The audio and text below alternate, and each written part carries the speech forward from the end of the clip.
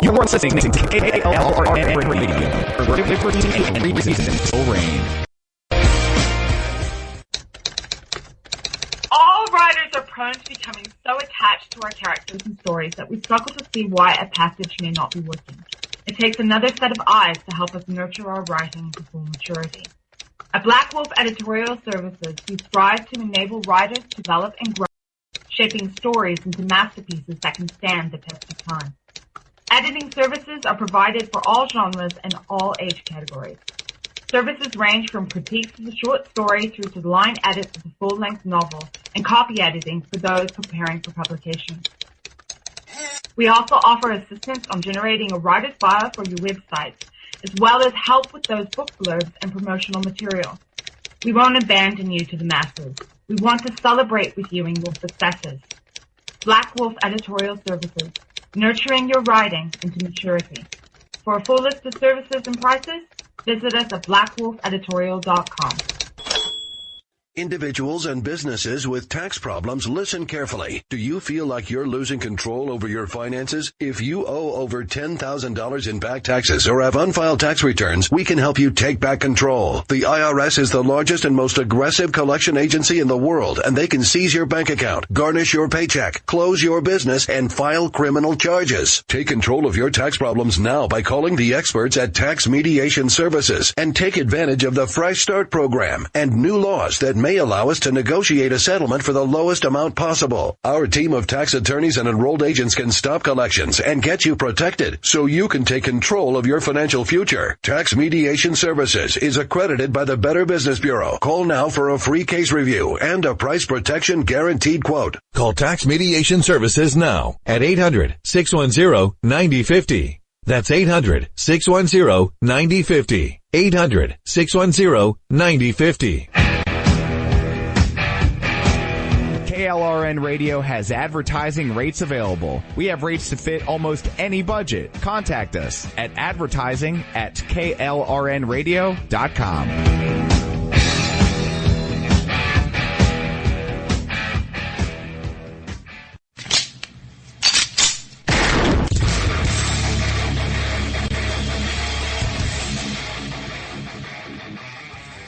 This is Slickery Trigger for Rebel Road Tactical. With proper care and feeding, your pistol will be ready when you need it. There to save your life. Shouldn't your gear be that good? Whether you need a holster for comfortable everyday carry or a tough-as-nails holster for your next training course, Rebel Road Tactical has what you need. Check us out on the web at rebelroadtactical.com. Tired of paying outrageous prices for Viagra? Well, we have great news for you. Now you can finally get Viagra at huge discounts. Healthy Man allows you to save up to $500 on Viagra. Why pay U.S. pharmacy prices of $15 per pill or more when you can get Viagra for less than $3 a pill? Call today and get 40 Viagra pills for only $99. This can cost as much as $600 at your local pharmacy. You can't afford not to call us. If you want Viagra at the lowest prices, never pay $15 a pill pharmacy prices again. Get Viagra for less than $3 a pill. Call 1-800-516-7602 today and save up to $500 and get 40 pills for just $99. Healthy Man is fast, easy, and affordable. Operators are waiting at 1-800-516-7602 to take your call right now. Call 1-800-516-7602. That's 1-800-516-7602. Again, 1-800-516-7602. The following message contains a special offer for listeners of this station. Are you a man over 40? Are you constantly looking for the nearest bathroom? Do you wake up multiple times a night to use the bathroom? Right now, Perfect Prostate is sending out free bottles of their groundbreaking new formula to listeners of this station. Perfect Prostate formula was developed by medical doctor Mitchell Fleischer, and its ingredients have been clinically studied to reduce your frequent nighttime bathroom visits and promote healthy urine flow. Right now, preferred customers get their first bottle of Perfect Prostate absolutely free. There's nothing to lose. Perfect Prostate is guaranteed to reduce that constant urge to use the bathroom, especially at night, and promote healthy urine flow. Don't wait. Call now for your free bottle. Just pay shipping and processing. Dial 1-800-675-0251. That's 1-800-675-0251. Supplies are limited. One free bottle per household. Call now. Dial 1-800-675-0251. That's 1-800-675-0251. Hey folks, I want to introduce you to a friend of mine, Dr. Richard Harden. We are on the same mission, which is waking up America. We just have different paths. So stay tuned for some information on how you can keep up with Richard and all his work. Visit Richard's website at raharden.com. That's the World Wide Web at RAHARDIN.com. At his website, you can see a summary of the 6 books he has written, where purchases may be made. He also has a link to 18 videos on YouTube and several blogs about Christian beliefs. If you prefer, visit Amazon.com/Kindle and type in Richard Harden to see and purchase his books. Every day, the men and women of the United States Marine Corps stand ready to defend the American way of life. The few, the proud, the Marines.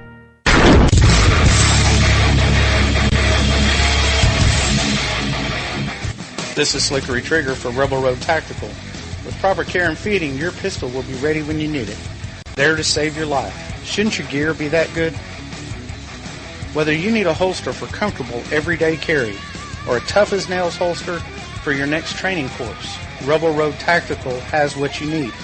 Check us out on the web at rebelroadtactical.com.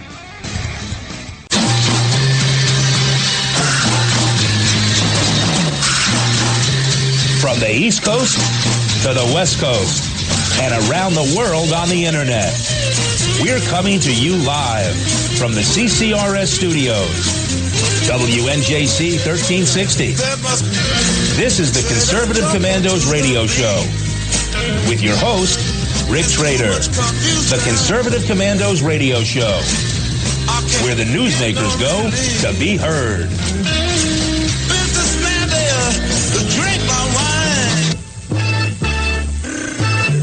You can call the Conservative Commandos radio show at 856-227-1360.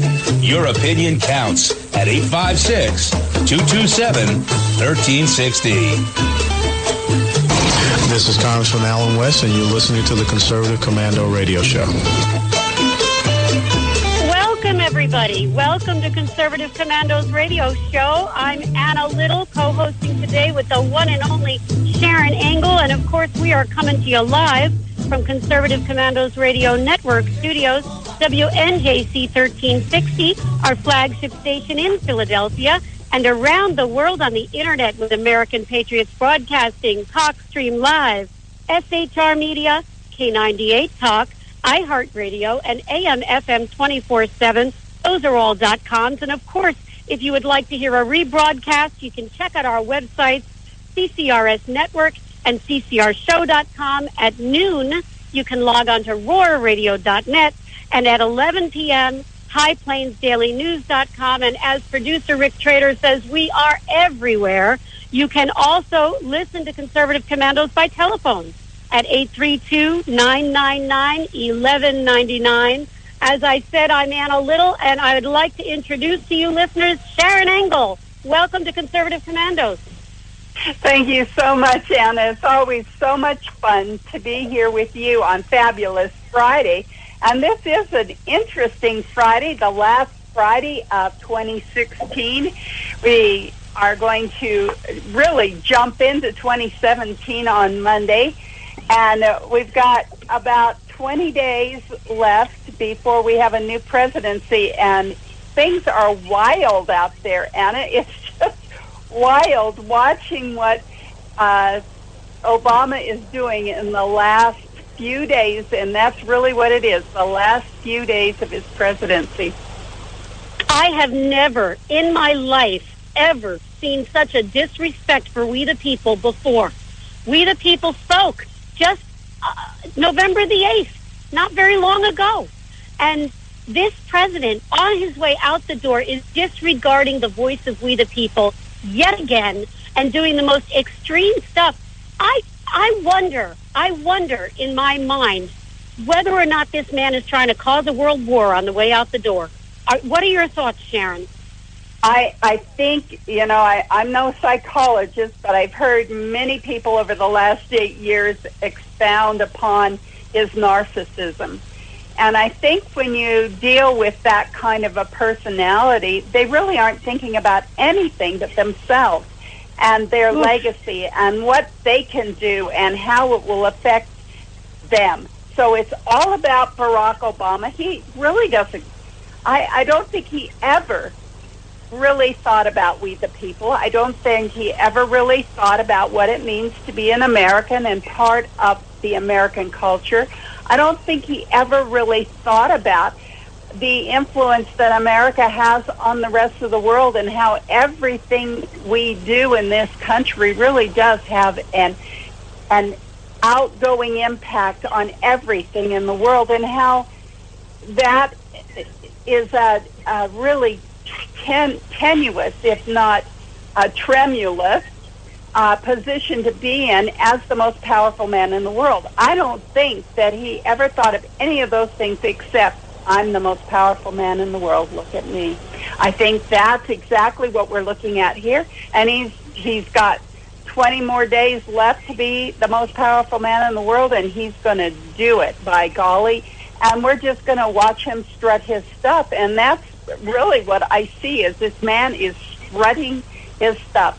Because I can, I will, is his whole attitude. And here in the West, we're flabbergasted, of course, every time they mess with what we know to be public lands, which means they belong to we the people. Now, the government has become more and more intrusive upon the rights and ownerships of we the people, and so we feel their regulation tightening more and more as they begin to tell us that we can't use the land. And that's exactly what all of this setting aside for national monuments or wilderness, it just says you the people no longer own this land. It is set aside for a specific purpose, and you can't just use it any old way you please anymore. And it's interesting to me that that it was Utah and Nevada. Nevada, of course, has the most public lands of any of the states of the Union. And most interesting was Harry Reid's response, which was, oh, thank you for giving us another national monument in Nevada. But really underlying all of that, if you look at where that national monument is, it's in Cliven Bundy's allotment, which was the land that he had leased to run his cattle on. And after this big blow-up that we've had a few years back, Obama did a favor for Reid, saying, you won't ever have to worry about Cliven Bundy on the public lands again. So it's this whole... Oh, my word. Are you kidding me? Oh, my We're just word. breathing out here. Oh, my gosh, it's happening again. And of course, Harry Reid has used the public lands over and over and over again over the last 36 years to line his own pockets, to do favors for friends. In fact, he actually got the water rights changed, the water rights laws changed in Washington, D.C. Get this, Anna. We had a law in the state of Nevada saying you can't take water across county lines. Now, the reason we did that is because we have this huge, giant Las Vegas that needs water, and they would like to truck that water from everywhere else, I mean, including any place in the state that they can get it. So we fenced it off and said, no, you can't go across the county line and get somebody else's water. Harry Reid took that all the way to Washington, D.C., and superseded our law saying, oh, yes, you can. You can take the water across county lines. In fact, he got the buy-in from every one of our delegation members, even the Republicans. And because of that, he was able then to get some water for his good friend, Harvey Whittemore, who has a development in Clark County but needed the water out of Lincoln County. And then he said, gosh, Harry, I need a power line moved. So Harry got that, redesignated wilderness area and got a power line moved for him. Everything's going great until Harry says, now you need to pay up. I need some money for my campaign coffers in 2010. And Harvey did it. And guess what? He got caught. He got caught and went to federal prison over the deal. So, I mean, why didn't Harry Reid go to federal prison over this? Well, because Harry Reid, even though you can follow the breadcrumbs, there is no. It's very difficult to really nail this guy down on this corruption. It's easy to see it, Anna, and in fact, the LA Times did a big story on this corruption and the land grabs. But we have to understand that people in Washington, D.C. have a certain immunity from the law, our president included, and we've watched this happen over and over again with Hillary Clinton.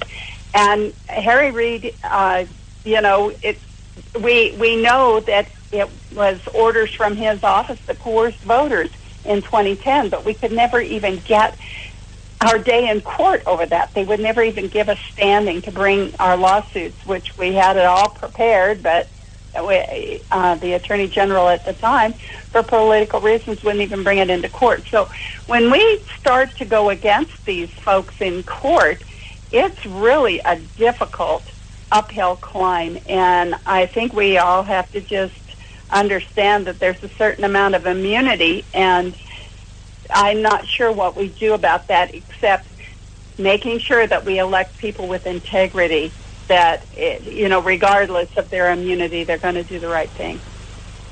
Yeah, I can't agree with you more on that. It is so very important that we become informed about the candidates running for office and that we promote and work for the honest and candidates with integrity, as you've said, so that we don't have problems like this Harry Reid situation with his corruption.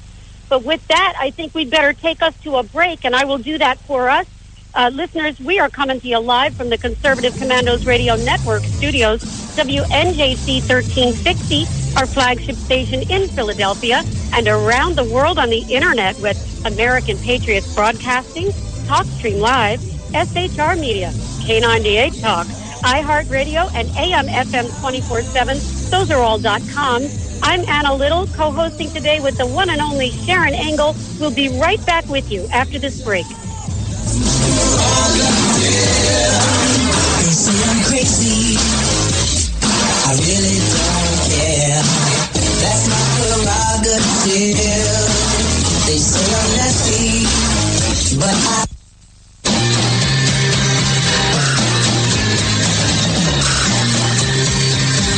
The Conservative Commandos radio show is expanding to become the Conservative Commandos Radio Network. We are establishing a front line of conservative radio broadcasters and ironclad patriots to declare war against the madness of liberalism and the Obama administration. Are you tired of the disregard for our Constitution? Do you still have faith in the American dream? Are you looking for sensible, smart radio? If so, listen to the Conservative Commandos Radio Network every weekday from 11 a.m. to 7 p.m. and Saturdays from 2 to 6 p.m. on WNJC Radio, 1360 on your AM dial, or around the world on the Internet at WNJCradio.com. Check out our website, CCRSnetwork.com, for rebroadcasts and network updates. We are the Conservative Commandos Radio Network, where now even more newsmakers go to be heard. This is Pastor Christina Lamanier, chaplain for the INRA. And I'm her husband, J.D. Manier. We help co-host on the Conservative Commandos radio show, and we want to sincerely thank our listeners who turned out to vote in mass to elect Donald Trump, Governor Mike Pence, and conservative congressional candidates across our nation. Against incredible odds, you helped create the strongest GOP team to take the reins of power in Washington since the 1920s. General George Patton said, "It's the unconquerable soul of man, not the nature of the weapon he uses, that ensures victory." We salute all of you for taking a stand for truth, freedom, and defending our constitutional form of government. Let us continue to pray for our nation and for God's blessings. May God save the United States of America. You can call the Conservative Commandos radio show at 856-227-1360. Your opinion counts at 856-227-1360. This is Congressman Alan West, and you're listening to the Conservative Commando radio show. You are listening to Conservative Commando's radio show. Welcome back. We want to tell you how you can get a rebroadcast of today's show. You can check on our website, ccrsnetwork.com or ccrshow.com. At noontime, you can log on to roarradio.net. And at 11 p.m., you can log on to highplainsdailynews.com. And now you can also listen to Conservative Commandos from any phone by calling 832-999-1199. I'm Sharon Angle, co-hosting today with my fearless leader on Fabulous Fridays, Anna Little. Our leader, Rick Trader, has really put a lot of trust in the two of us, Anna, and it's a deep honor and pleasure to be able to co-host on Fridays with you, and of course with Silent John Forsyth in our studios. We will have some great guests coming up at 3:35. We're going to have Chuck Tattlebaum, who's focusing his practice on bankruptcy and creditors' rights issues, complex business litigation, and uniform commercial code transactions. And he is going to talk to us today about how the Grinch stole Christmas for retailers and casual dining restaurants, the top bankruptcies in the U.S. And that's kind of a sad note. And I thought we were doing great. It seems like the stock market is making a rebound, and that there's a lot of hope and optimism as far as the country goes. But this is not exactly optimistic. So we'll be interested to see what Chuck Tattlebaum has to say about the Grinch stealing Christmas for our retailers and casual dining restaurants. Who do you have coming up at 4:05? Well, I'm going to have the honor of introducing Kevin Mooney at 4:05. Now, he's an investigative reporter for the Daily Signal, and he's a journalist who writes for several national and state-based publications. His home state is my state, New Jersey, but he also has several adopted states, and he lives and works mostly in Washington, D.C. And he's going to join us today. He's going to talk to us about the California gathering that hatched the plan to prosecute skeptics of climate change. Now, if you want to talk about tyranny, Sharon, we have got a good example in this California gathering that was prosecuting skeptics of climate change. You know, it seems to me that this climate change, when you debunk it, was based on lies to begin with. And while the climate may be changing, the rhetoric around the changing of the climate by man's doing has not been based in good science. And the fact that this California group would prosecute skeptics about something that has been proven already to have been based on misstatements, if not out-and-out lies, is just an example of tyranny as far as I'm concerned. And where else to house that but in liberal lands, California, out near you? So, you know, I think it's going to be really interesting to speak with Kevin Mooney about what he's discovered. You're so right, Anna. And when you say out near me, we feel it. We feel the pressure on our western border. I'll tell you, we know that legislation from California used to take 10 years to get to Nevada, but more and more it's just one legislative session. So we're always on the lookout for what's coming across that line at us. Our third guest at 4:35 is Tom Rogan, who's a contributor for Opportunity Live, a panelist on the McLaughlin Group, and a senior fellow at the Steamboat Institute. He holds a Bachelor of Arts degree in War Studies from King's College London and a Master of Science in Middle East Politics from the School of Oriental and African Studies. And Tom's going to talk to us about an article he wrote, How Trump Can Stop Erdogan from Playing the United States. It's about time the White House got tough with Turkey's authoritarian leader.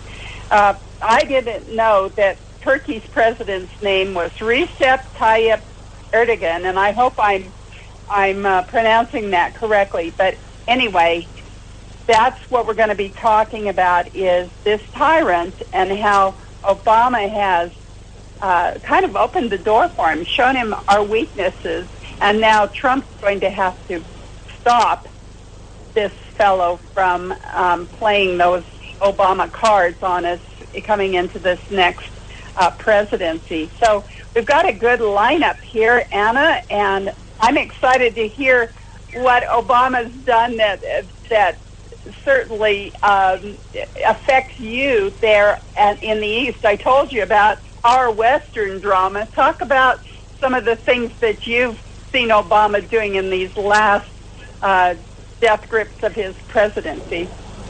Well, I would say that this UN action in which affected Israel has really affected us up here in the Northeast. You know, the UN has its real estate in New York City, and there are many of us, you know, we're interesting here in New Jersey. We seem to keep electing at the state level all these liberals into our legislature. But when you go door to door, the families are redneck. We are grassroots. We are conservatives, and yet we submit to this liberal leadership. Well, we're outraged with what has gone on with Israel, and this crosses party lines, Sharon. This is not something that is specific to Republicans or conservatives, because there are supporters of Israel in both parties out here in the East.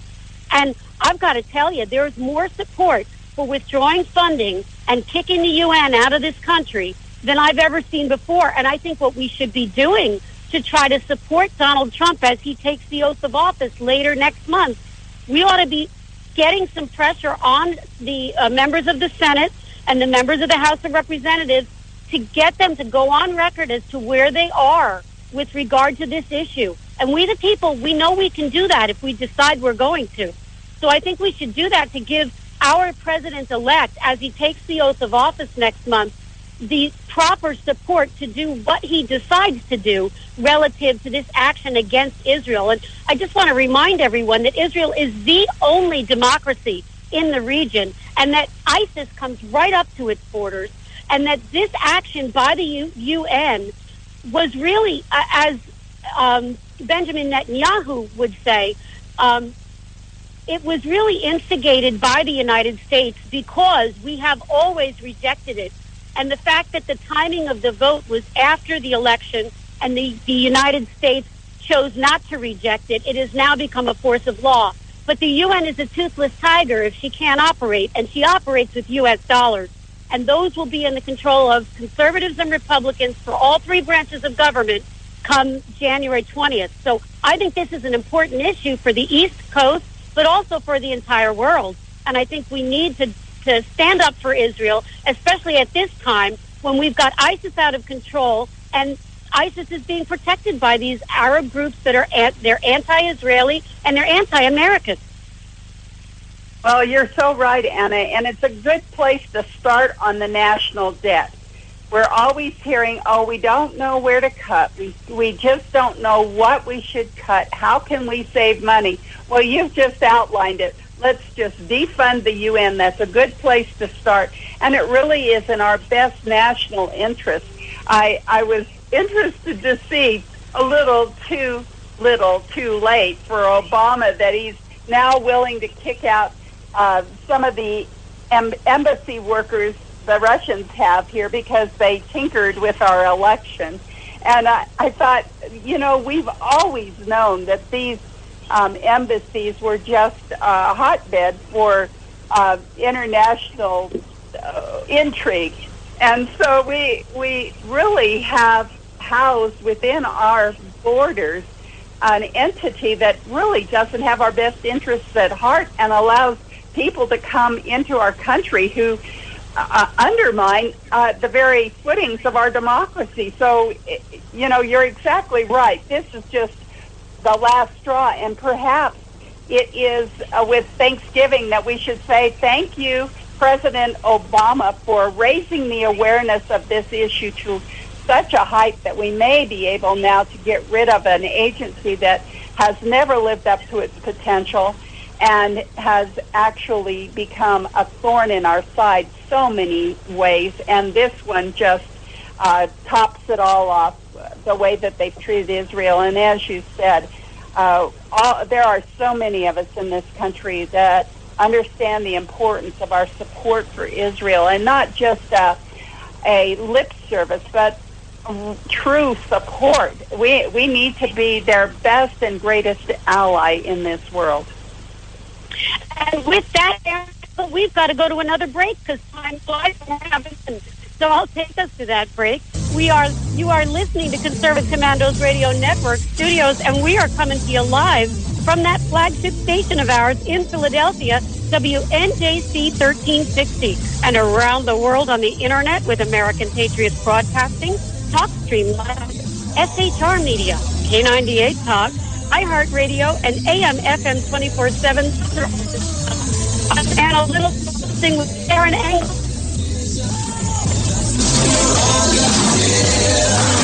They say I'm crazy. I really don't care. That's my prerogative. They say I'm nasty, but This is Rick Trader, host of the Conservative Commandos radio show. And I'm John Forsyth, owner of WNJC Radio. Fellow patriots, the Conservative Commandos radio show is for conservatives, about conservatives, and by conservatives. We are patriots who want to take our country back from the likes of Barack Obama, Harry Reid, George Soros, and Nancy Pelosi. But we can't keep up this fight without your critical support today. Can you help? Please go to www.helpccrs.com right now and make a donation by credit card or PayPal. That's www.helpccrs.com. Our goal is to expose the liberal agenda and distortions. We are fighting to spread the truth about political issues, political leaders, and conservative issues and values. Our hosts are not paid. In fact, we buy our own airtime, studio time, and pay our own expenses. We created the show because we are trying to make a difference. So can you help the CCRS expose the truth in 2014 and beyond? Go to www.helpccrs.com. Help keep the Conservative Commandos radio show on the air by going to www.helpccrs.com and make a donation today to return our country to the conservative roots created by our founding fathers. This is Pastor Christina Lamanier, chaplain for the INRA. And I'm her husband, J.D. Manier.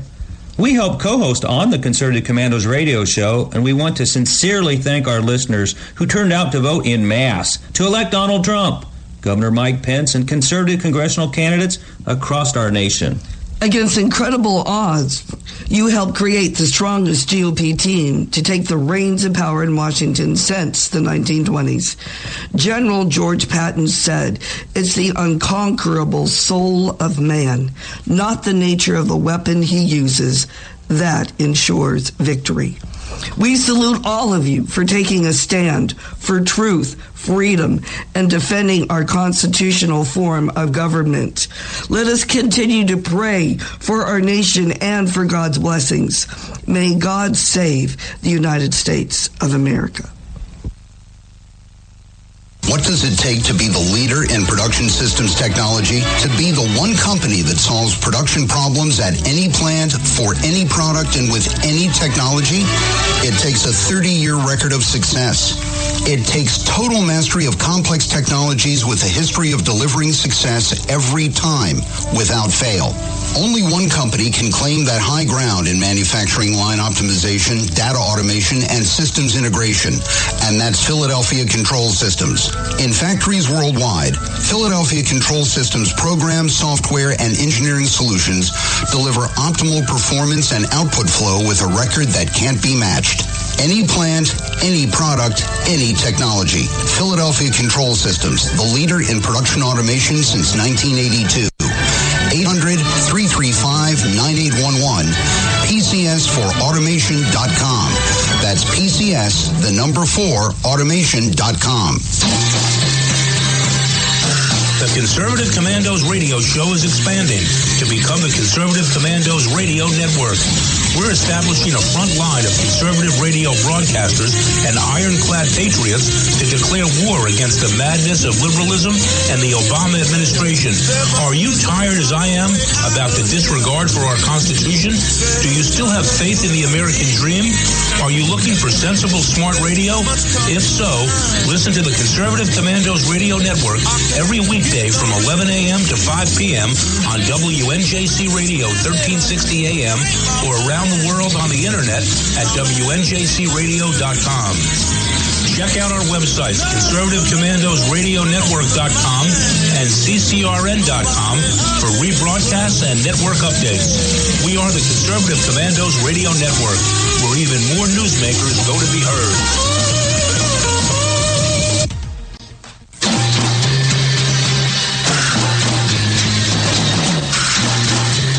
From the East Coast to the West Coast and around the world on the internet, we're coming to you live from the CCRS studios, WNJC 1360. This is the Conservative Commandos Radio Show with your host, Rick Trader. The Conservative Commandos Radio Show, where the newsmakers go to be heard.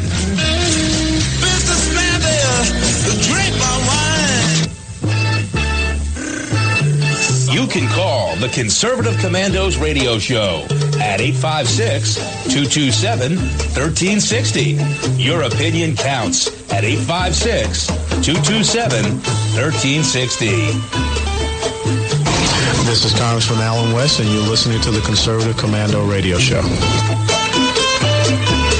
Welcome back, listeners. You are listening to the Conservative Commandos Radio Show, and if you'd like to hear a rebroadcast of today's show with yours truly, Sharon Engel and Anna Little, you can tune in to our website, ccrsnetwork.com or ccrshow.com, or at noontime you can log on to roarradio.net, or at 11 p.m. log on to highplainsdailynews.com. And now you can even listen to Conservative Commandos from any phone by calling 832-999-1199. And Annie, it's my honor and pleasure to introduce our first guest, Chuck Tattlebaum, who focuses his practice on bankruptcy and creditors' rights issues, complex business litigation, uniform commercial code transactions, and lender liability litigation, and other types of secured transactions, as well as domestic and international letters of credit. Chuck, welcome to Conservative Commandos Radio Show. It's a real pleasure to be with you. Well, it's our pleasure to have you on, and we're going to talk about how the Grinch stole Christmas from retailers and casual dining restaurants. I thought we were in good shape. You know, after the election results, it looked like the stock market was turned up. Everybody's optimistic. What's going on, Chuck, that our retailers and casual dining restaurants are having so much trouble?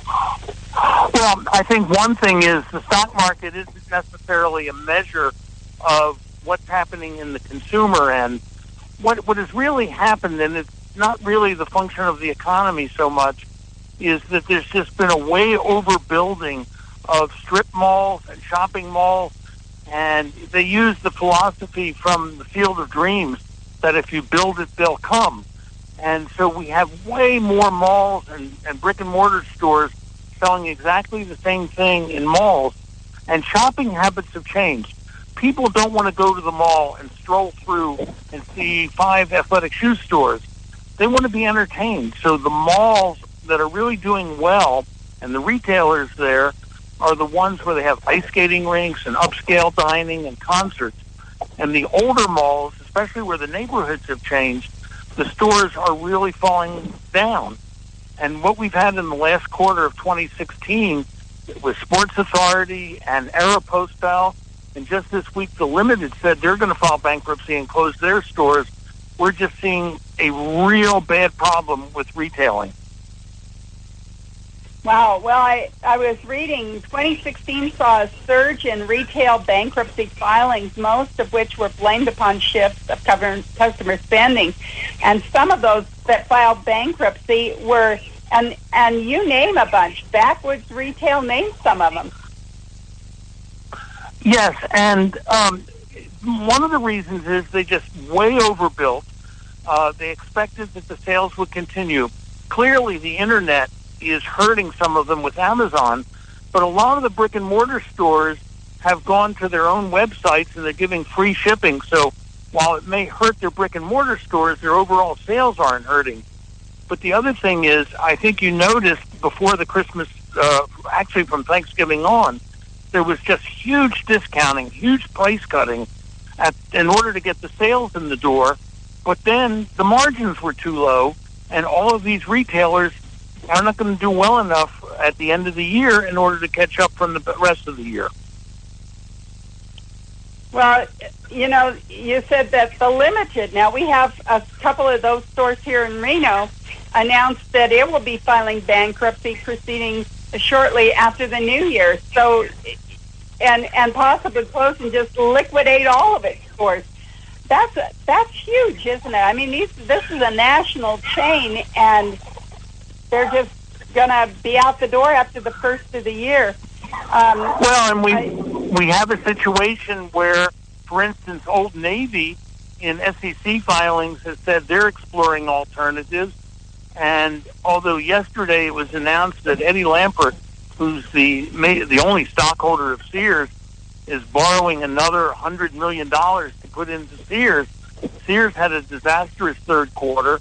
Its sales are down. And there's a real prognostication that unless he keeps putting money in, Sears is going to go into bankruptcy and probably pull Kmart with it. Yeah, well, Kmart has been kind of on the ragged edge for a while, so this might be just the last straw for them. Also, significant franchises like McDonald's and Burger King and Long John Silver's. Now, I kind of understand the retail stores, but talk about, you know, I thought McDonald's was still number one, and what's the problem with them? Well, they're individual franchisees. Some of it has to do with location, but what the real problem is they're all pushing the value meals, which have a very low margin in there. So the franchisees and some of the stores that are owned by the companies, especially the franchisees, are forced to sell product at a very low profit margin. You know, in a number of states, they already have, and they will starting next week, the minimum wage is going up, so that the franchisees are no longer able to really make it. You know, it sounds like it's sort of the same thing that the retail stores are doing. They're getting all these prices so low that they can't pay their employees. They can't even make the business run in a brick and mortar situation, like you said. Well, I think the other thing with the casual dining, which has happened, and retailing, people are very fiscally conservative today. They're all waiting to see what's going to happen, and people are not spending, and they're not really spending for casual dining. Interestingly, in the retail sector, statistics came out in the fall that Walmart shoppers, a whole group of Walmart shoppers nationwide, have switched to dollar stores, and dollar stores are the fastest growing area in the retail environment. And what they're then having are Target customers downsizing or downgrading into the Walmart stores. So the whole demographic has changed as to who's shopping where and how little they're spending. I guess that we should be thankful that people are being more conservative in their spending, but what does that do overall to our nation? Is that a good thing or a bad thing? Well, I think, I'm not going to say it's good or bad, but I think what's going to happen is just like what happened to a much greater degree with the housing boom in 2008 to 2010. We need a consolidation in retail. You need to have fewer stores and fewer malls, and what's going to happen is there's going to be a shakeout. The strong ones will cut back and stay strong, and the ones that are very weak, they may even do that as well. Because one of the benefits of going into Chapter 11 is retailers can just walk away from leases. Now, that dumps on the landlords and the rest of the tenants in the shopping center, but it allows the retailers to close lost and unprofitable stores. This sounds like a real trickle-down effect, and I'd like to talk to you about that when we come back from our break. I have a co-host, Anna Little, and she wants to ask a few questions, too. Can you stay with us through the break for about 2 minutes? Sure can. Thank you. Thank you. Thank you for your time. And we are coming to you live from Conservative Commando's Radio Network Studios, WNJC 1360, our flagship station in Philadelphia, and around the world on the Internet with American Patriots Broadcasting, TalkStream Live, SHR Media, K98 Talk, iHeartRadio, and AM/FM 24/7. We'll be right back after this quick break with our guest, Chuck Tattlebaum, talking about how the Grinch stole Christmas from retailers and casual dining restaurants. And with Anna Little, my co-host, this is Sharon Angle, back in 2 minutes. That's my prerogative. They say I'm nasty, but I...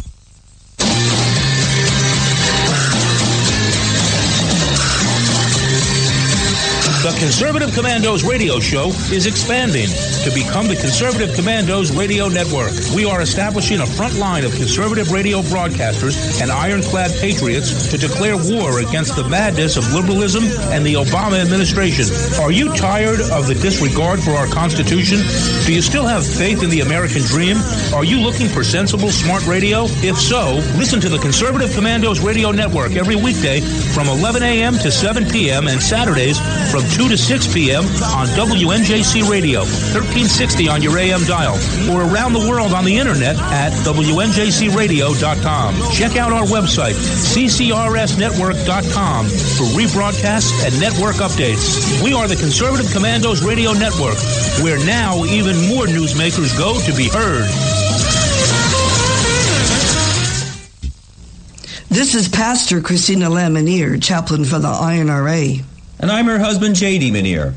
We help co-host on the Conservative Commandos radio show, and we want to sincerely thank our listeners who turned out to vote in mass to elect Donald Trump, Governor Mike Pence, and conservative congressional candidates across our nation. Against incredible odds, you helped create the strongest GOP team to take the reins of power in Washington since the 1920s. General George Patton said, "It's the unconquerable soul of man, not the nature of the weapon he uses, that ensures victory." We salute all of you for taking a stand for truth, freedom, and defending our constitutional form of government. Let us continue to pray for our nation and for God's blessings. May God save the United States of America. You can call the Conservative Commandos radio show at 856-227-1360. Your opinion counts at 856-227-1360. This is Congressman Alan West, and you're listening to the Conservative Commando radio show. Welcome back, listeners. Welcome back to Conservative Commandos radio show with Sharon Angle and Anna Little. If you would like to hear a rebroadcast of today's show, please check out our website, CCRS Network and CCRShow.com, or at noon, roarradio.net, and at 11 p.m., HighPlainsDailyNews.com.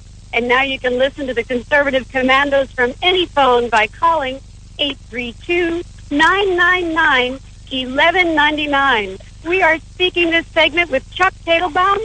He specializes in bankruptcy matters, and he's been talking to us about how the Grinch stole Christmas from retailers and from casual dining restaurants. Chuck, thank you so much for waiting through that break. We do appreciate your time.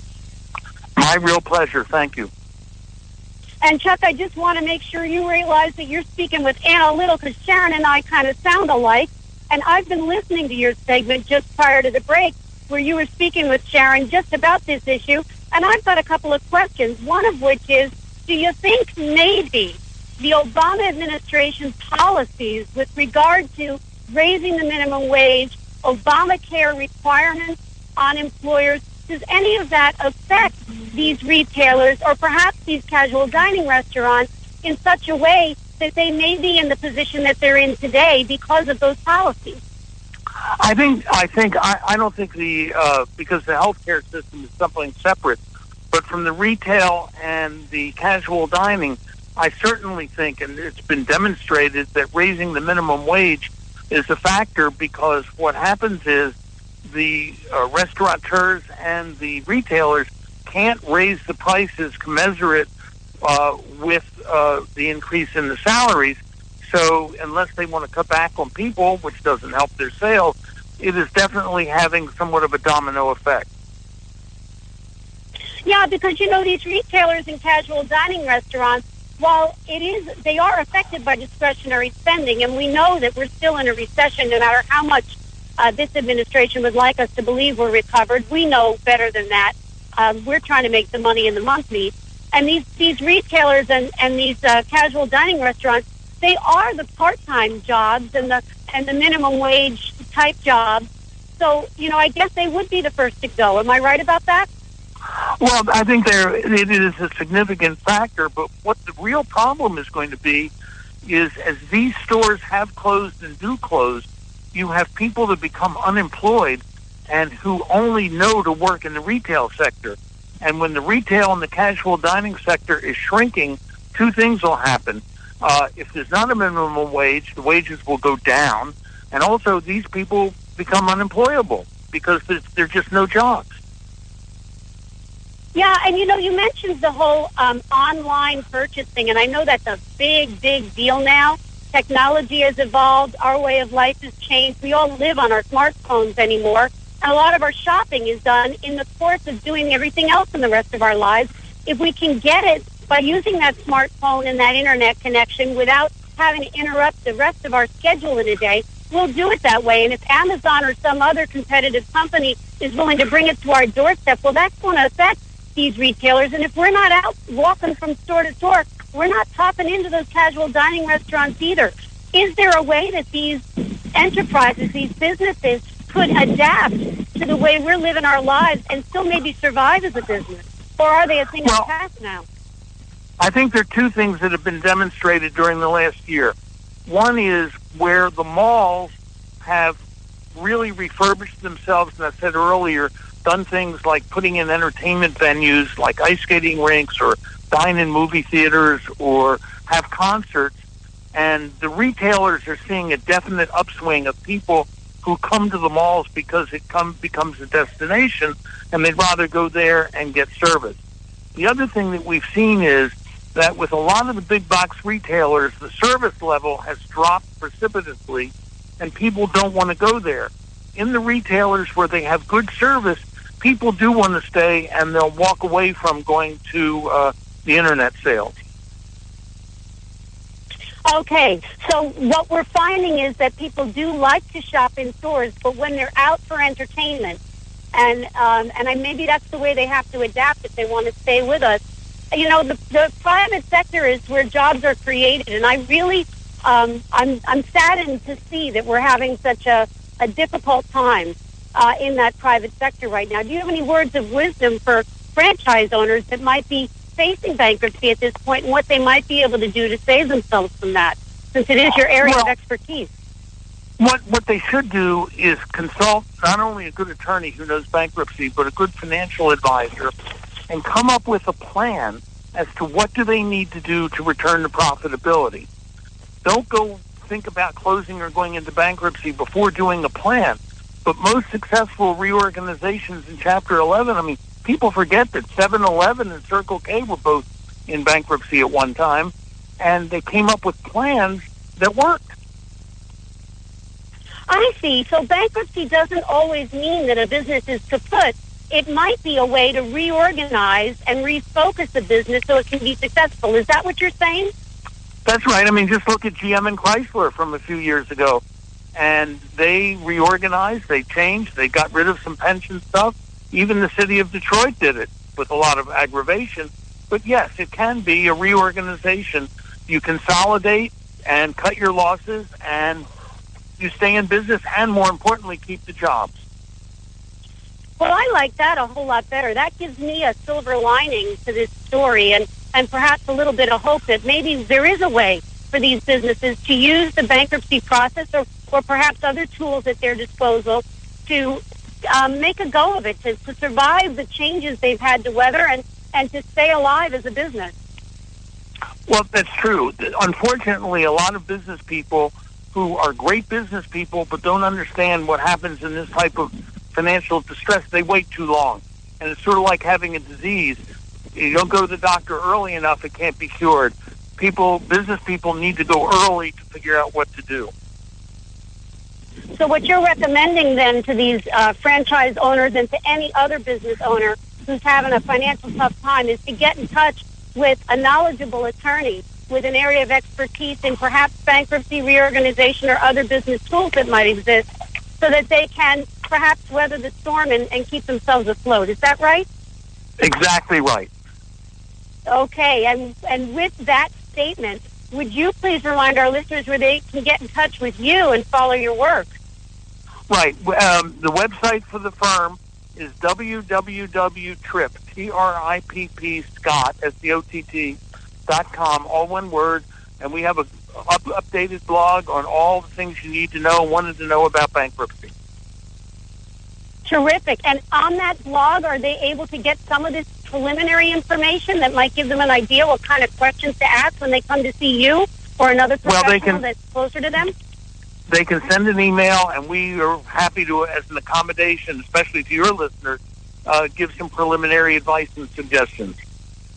Oh, that sounds wonderful. Tell them again how they can get in touch with you, Chuck, because I like that last offer a whole lot. Yes, it's www.tripp, T-R-I-P-P, as in Paul, Scott, SCOTT.com. Okay, well, we've got about 5 minutes left of the segment here, so I want to make sure that we covered everything that you wanted to when you came on this show. Now, you talked to us a lot about the factors that have been impacting these retailers and these casual dining restaurants, and you've talked about, what they can do to survive. Do you have any other general advice for those of us who are living in this economy, supposedly recovered, still struggling, we're limping along? What advice do you have for us all? Well, I think what people need to do is learn the lessons from the recession, where especially people went into debt, and especially this time of year, it's very hard on the consumer end not to get into too much credit card debt. Now that the Fed has raised interest again, what it means is if you have more than $10,000 on your credit card and you pay the minimum each month, it will take you roughly 40 years to pay it off, assuming you have no other charges.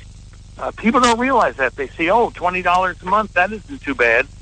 Well, this is what we're seeing as to the rise in consumer bankruptcies because the easy credit on the credit cards. Well, yeah, that is an important point to make. The minimum payment really barely covers the interest on a credit card. So I know better than that, but not everybody does.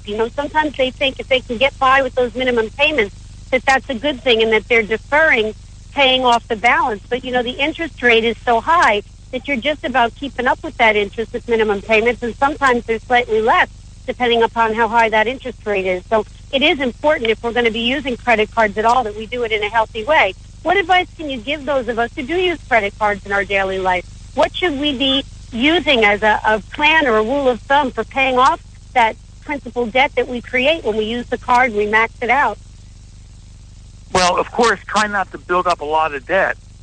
But the other thing is, in every community, the United Way has a credit counseling service, and it's free. And it's not one of these that you see on television, but it's part of United Way.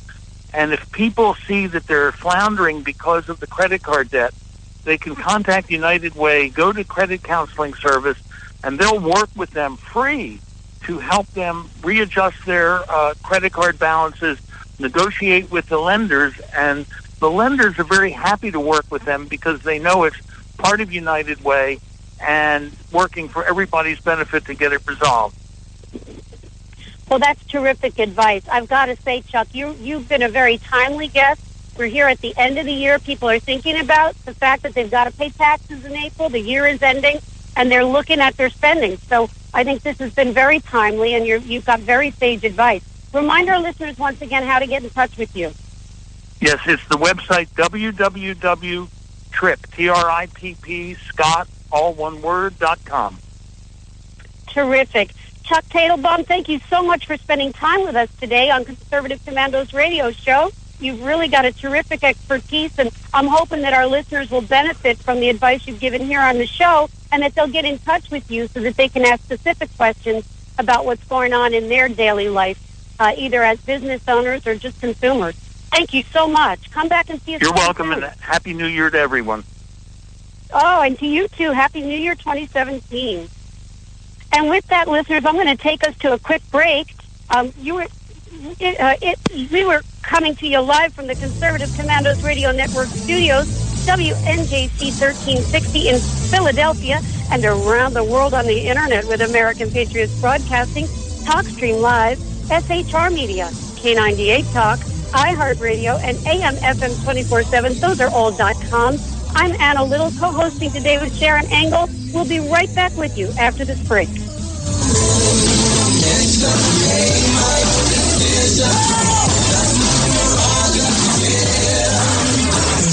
Crazy.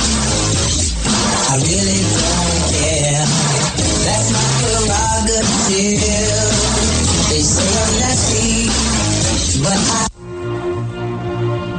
This is Rick Trader, host of the Conservative Commandos radio show. And I'm John Forsyth, owner of WNJC Radio. Fellow patriots, the Conservative Commandos radio show is for conservatives, about conservatives, and by conservatives. We are patriots who want to take our country back from the likes of Barack Obama, Harry Reid, George Soros, and Nancy Pelosi. But we can't keep up this fight without your critical support today. Can you help? Please go to www.helpccrs.com right now and make a donation by credit card or PayPal. That's www.helpccrs.com. Our goal is to expose the liberal agenda and distortions. We are fighting to spread the truth about political issues, political leaders, and conservative issues and values. Our hosts are not paid. In fact, we buy our own airtime, studio time, and pay our own expenses. We created the show because we are trying to make a difference. So can you help the CCRS expose the truth in 2014 and beyond? Go to www.helpccrs.com. Help keep the Conservative Commandos radio show on the air by going to www.helpccrs.com and make a donation today to return our country to the conservative roots created by our founding fathers. This is Pastor Christina Lamanier, chaplain for the INRA. And I'm her husband, J.D. Manier. We help co-host on the Conservative Commandos radio show, and we want to sincerely thank our listeners who turned out to vote in mass to elect Donald Trump, Governor Mike Pence, and conservative congressional candidates across our nation. Against incredible odds, you helped create the strongest GOP team to take the reins of power in Washington since the 1920s. General George Patton said, "It's the unconquerable soul of man, not the nature of the weapon he uses, that ensures victory." We salute all of you for taking a stand for truth, freedom, and defending our constitutional form of government. Let us continue to pray for our nation and for God's blessings. May God save the United States of America. What does it take to be the leader in production systems technology? To be the one company that solves production problems at any plant, for any product, and with any technology? It takes a 30-year record of success. It takes total mastery of complex technologies with a history of delivering success every time, without fail. Only one company can claim that high ground in manufacturing line optimization, data automation, and systems integration, and that's Philadelphia Control Systems. In factories worldwide, Philadelphia Control Systems programs, software, and engineering solutions deliver optimal performance and output flow with a record that can't be matched. any plant, any product, any technology.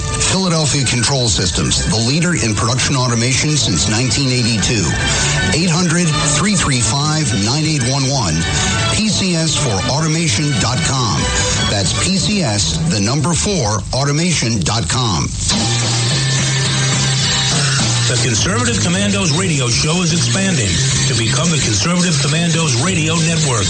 We're establishing a front line of conservative radio broadcasters and ironclad patriots to declare war against the madness of liberalism and the Obama administration. Are you tired, as I am, about the disregard for our Constitution? Do you still have faith in the American dream? Are you looking for sensible, smart radio? If so, listen to the Conservative Commandos Radio Network every weekday from 11 a.m. to 5 p.m. on WNJC Radio 1360 a.m. or around the world on the internet at WNJCradio.com. Check out our websites, ConservativeCommandosRadioNetwork.com and CCRN.com for rebroadcasts and network updates. We are the Conservative Commandos Radio Network, where even more newsmakers go to be heard.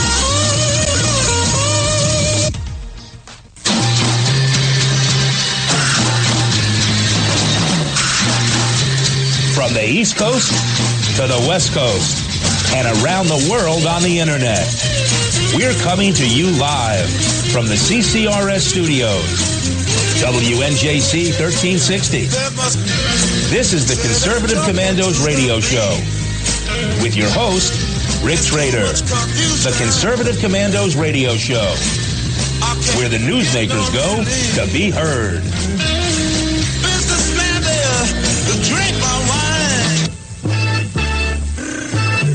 You can call the Conservative Commandos radio show at 856-227-1360. Your opinion counts at 856-227-1360. This is Congressman Alan West, and you're listening to the Conservative Commando radio show. Welcome back, listeners. Welcome back to Conservative Commandos radio show with Anna Little and Sharon Engel.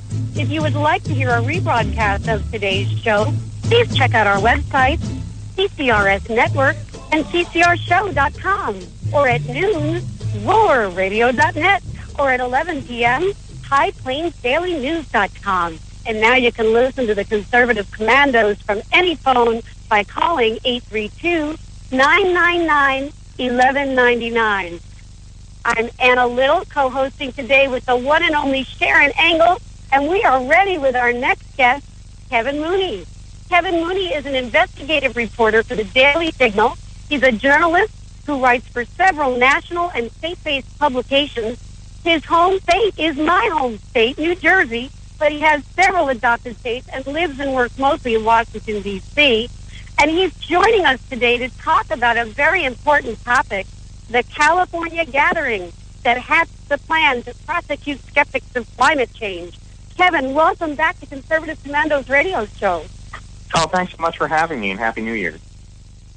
Well, Happy New Year to you, and thank you so much for all the work that you do. But talk to me. What is going on in liberal land, California, over there? Well, there's this ongoing strategy to try to silence and muzzle scientific skeptics who are growing in number, who question the premise of alarmist theories and question the idea that human activity is responsible for global warming, or now they call it climate change. So this group of trial lawyers got together back in 2012 in a San Diego neighborhood where they cooked up this strategy to try to use the federal racketeering law to prosecute energy companies and individual scientists who don't toe the government's line on environmental regulations and climate change. So it's really, when you think about it, an anti-free speech, anti-First Amendment assault. And it's actually very unsettling and very dangerous, I think, if this is allowed to continue. Well, it sure sounds like tyranny to me, and we fought a revolution to get away from that, a couple centuries ago. So it really oughtn't to be permitted. It's very un-American. But remind me, or correct me if I'm wrong, it wasn't climate change once called global warming? Didn't that name change because suddenly the globe really wasn't warming the way they thought it was? It was actually getting colder. And before that, weren't there scientists that jumped ship because of scientific supposed foundation for this movement was based in fact, it was based in lies? I mean, is my memory faulty? Well, here's the problem. I mean, you're right. There has been a shift from global warming to climate change. One reason for that is that we've gone almost 20 years now where temperatures have been flat and are perhaps even declining. I mean, for the balance of our lifetime, there are some astronomers who feel as if anything, we're going to be living on a planet that's getting slightly colder over the next 20, 30 years because of a less active sun. The point is, climate's very dynamic, very complex, and these reports out of the United Nations have always greatly overstated the climate sensitivity to carbon dioxide, which is not a pollutant, it's a naturally occurring substance. So there's a whole mix of factors that go into climate change, be it warming and cooling, and the human impact on climate is probably marginal at best. So I think what's happened is that over time, the skeptical view has gained considerable momentum.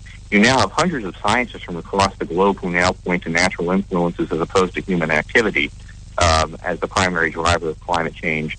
And of course, that sort of unsettles the whole premise of the Obama administration's regulatory agenda. So at the end of the day, this is really about somebody's policy agenda. It's also about trial lawyers trying to make themselves rich. Yeah.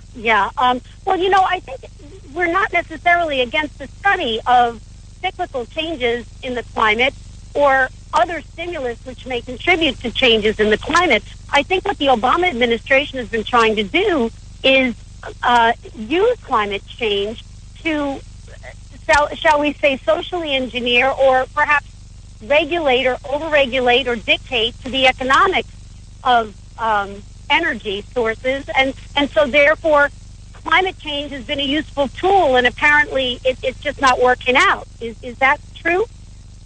Yeah, well, when you think about it, one reason why I think the left seizes on the environment as part of a regulatory agenda is, strictly speaking, everything is included in the environment, if you think about it. So if you have a regulatory agenda, there is a certain logic to trying to seize on the environment as sort of your rationale for larger and more intrusive government. So it's really about a political agenda.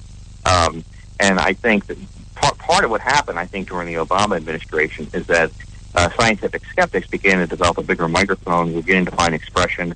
And I think the public is very attuned to the idea that there's something very off about this. So I think that the debate really has been reframed in a way that's more advantageous to climate skeptics, which is why you see, I mean, essentially they're panicking a little bit because they know they only have so much time left to try to install their regulatory agenda before Obama goes out of office. So this is really more about politics, less about climate per se.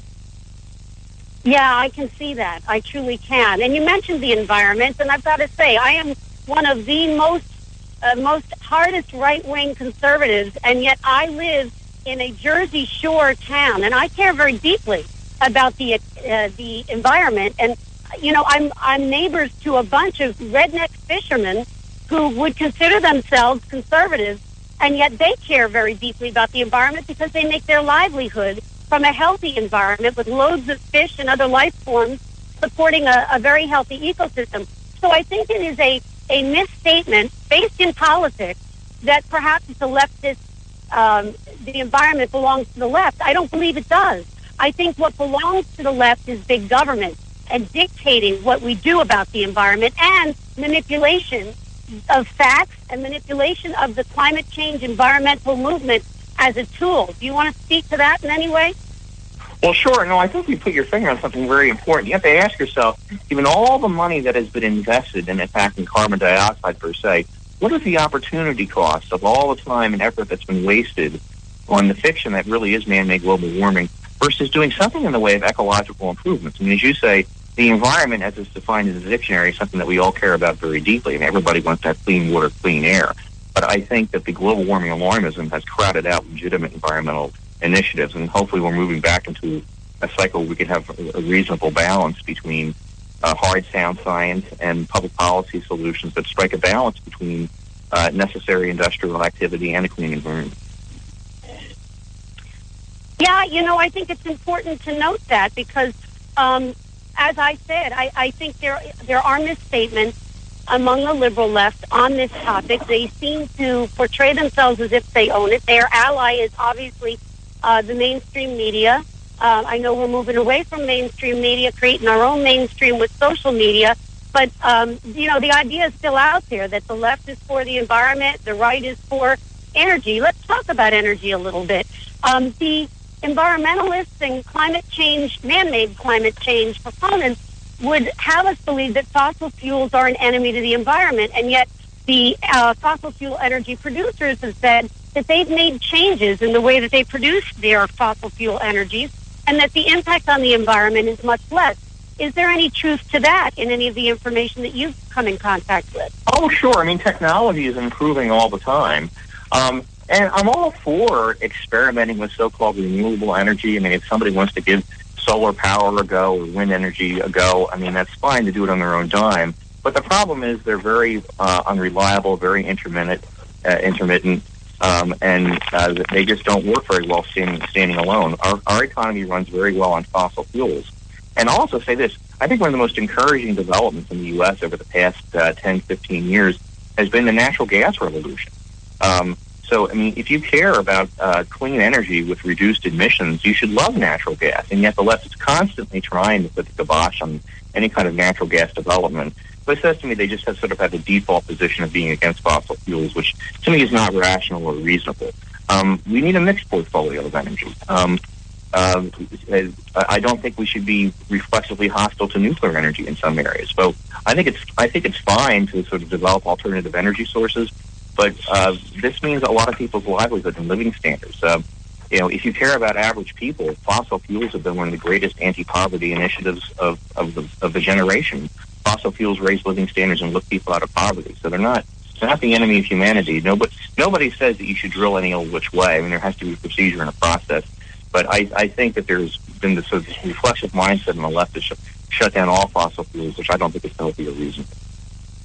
Well, this has been a very interesting discussion, and I don't want to end it. I just want to take a pause. We have to go to break to identify the station, and after the break, we'd like to have my co-host Sharon Engel come on and ask you a few questions. Can you hold on for just about 2 minutes? Sure. Thank you so much. Listeners, we are coming to you live from the Conservative Commandos Radio Network studios, WNJC 1360, our flagship station in Philadelphia, and around the world on the internet with American Patriots Broadcasting, TalkStream Live, SHR Media, K98 Talk, iHeartRadio, and AM/FM 24/7. Those are all .coms. We are speaking this segment with Kevin Mooney. He'll be right back with us after this break. Sharon Engel, you're going to bring us back, and you're going to introduce him, and you're going to ask your questions. See you in a bit. They say I'm crazy. I really don't care. That's my prerogative. They say I'm nasty, but I...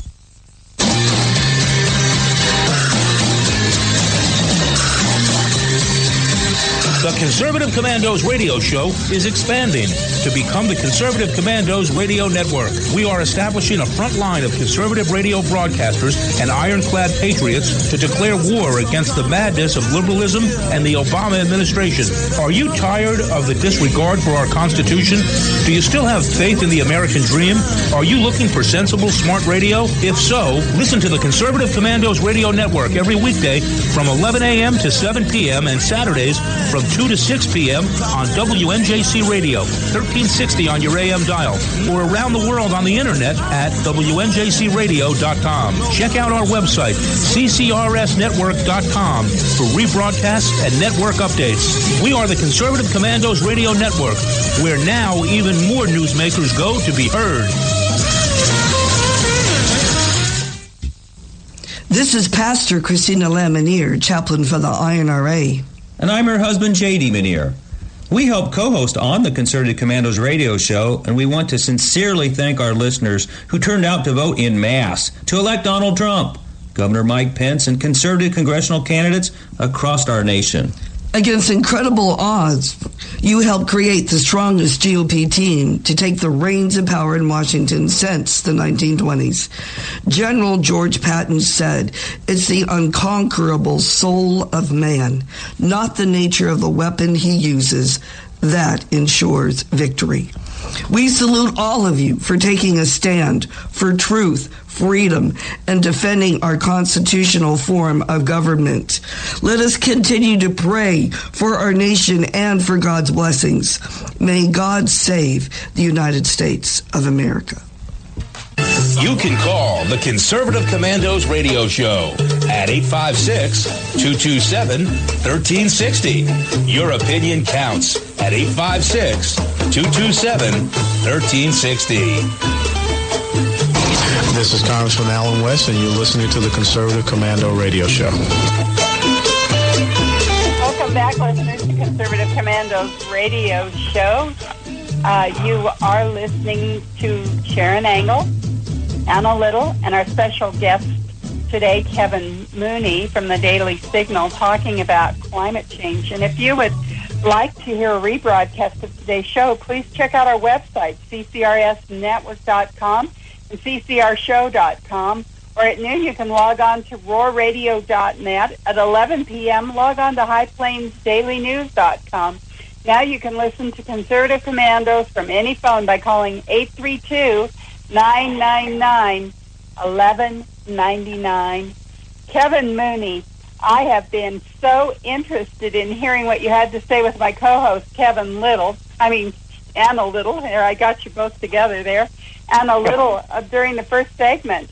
And in reading your article, I guess what really tripped my trigger was the lawsuit aspect of this whole thing. It seems like all we have to do is follow the money, and they had this meeting in La Jolla and discussed the settlement that the tobacco industry got, and all of a sudden now we're equating that. Talk about this. Is it the money that's really the driving force behind this climate change and not so much the effect it's going to have on the environment? Well, yeah. I mean, to be blunt, this is really about trial lawyers making themselves rich. And if you look at the emails that have been pulled out by Freedom of Information Act requests, FOIA requests, in related cases, there's nothing in these internal messages about saving the planet, but there's a lot in there about, gee, how much can we shake down these companies for? And that's the really devilish part of this. There are certainly challenges to humanity. The climate is very dynamic. It's always changing. And I think there are going to be long-term challenges to humanity. We're going to be in a better position to handle those challenges if we're richer and wealthier. I mean, being anti-industrial or anti-technology to me is a very backwards way of thinking. And also, I think there's good reason to think that, as you say, follow the money. This is not about the environment per se. It's just a vehicle for bigger, more intrusive government and more, I think, an abuse of power on the part of state attorney generals and government attorneys who are trying to silence people who differ with their views on climate. So there's a couple of moving parts here that I think we should be very concerned about. But I think the good news is that they're being exposed now in a way that they never had been before. And so I think that might be a little bit of good news going into 2017. Well, certainly your article does a long way to that exposure, and you really do get down to the nitty-gritties when you say it is all about the money. And I'm glad that you're pointing that out, because it just seems to be that corruption is almost a byword with this administration, and that every trail leads to a trial lawyer's desk for money. Talk about, well, do you think they'll be successful with this, or how do you think this is all going to play out, or are we really going to court? Well, that's an interesting question. I will say it was back in March of this year that former Vice President Al Gore had a press conference with, I think it was 7 state attorney generals who gathered in New York, but it was part of a broader coalition to start investigating and pursuing and harassing energy companies in the name of climate change. But that coalition has been gradually unraveling. And also, House Republicans have also been subpoenaing documents from the state attorney generals to see how they're colluding with environmental organizations. You know, they're supposed to be looking out for the public interest. They're not, as government attorneys, you're not supposed to carry the water for very well-funded special interest groups. And that's clearly what's been happening here. So I think the key word is exposure. I think they know that they've been losing the argument. They've been called out for an abuse of power, an abuse of prosecutorial discretion. And also the science is not on their side. One thing that one of our sources really drives home in the article is that there really is no analogy between tobacco and climate. I mean, whereas there was a scientific link between tobacco use and cancer, a rising number of scientists now, hundreds of scientists from across the globe, now point to natural influences as opposed to human activity as the primary driver of climate change. So there really is no consensus. I mean, the science is always changing. It's worth careful study. But silencing and muzzling dissenting voices is no way to do science. Talk to us a little bit about the RICO 20. Well, that's the racketeering law. That was a law that the Fed set up to go after mobs and organized crime, and for conspiracy and collusion. So it's a law that has real teeth for it. I believe the law was passed in 1978 for the purpose of prosecuting mob crimes.